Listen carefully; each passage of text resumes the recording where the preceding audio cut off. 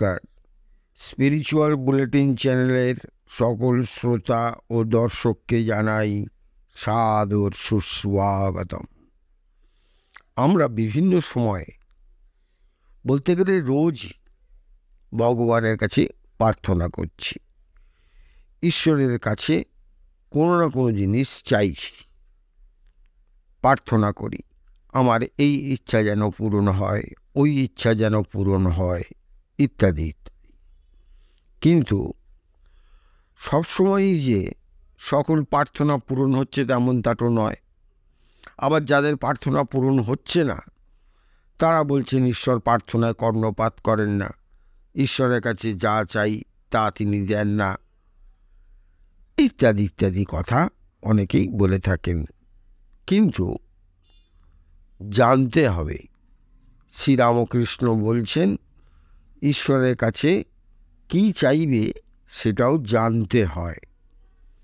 স্বামী তুরীয়ানন্দ শ্রীরামকৃষ্ণের অন্তরঙ্গ পার্ষদ শিষ্য, তিনি বলছেন কিভাবে ঈশ্বরের কাছে প্রার্থনা করতে হয়, ঈশ্বরের কাছে কি চাইতে হয় আর কি চাইতে নেই, এই বিষয়ে তিনি আলোকপাত করেছেন।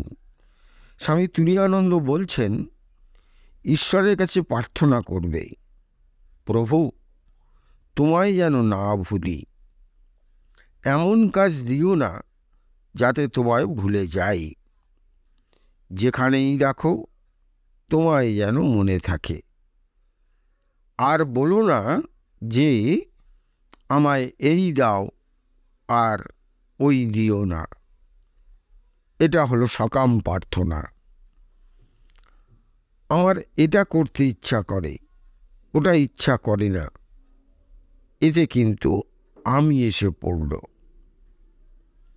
কেউ কেউ কাজে ভয় পায় এবং বলে কাজ যেন না করতে হয়, তাতে গাঁট থেকে যাবে, ওতে মতলব থেকে যাবে।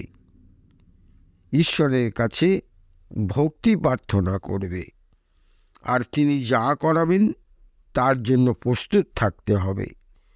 ঈশ্বর কি বলবে, সব অবস্থায় তোমায় যেন মনে থাকে, আর সর্বদা যেন তোমার ভক্তের সঙ্গ হয়, আর কারুর সঙ্গ যাতে না হয়।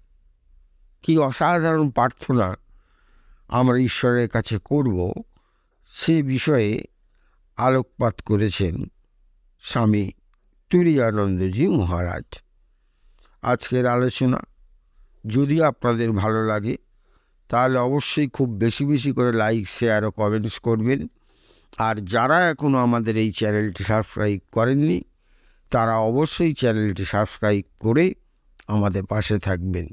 সকলে খুব ভালো থাকুন, আনন্দে থাকুন। নমস্কার, ধন্যবাদ।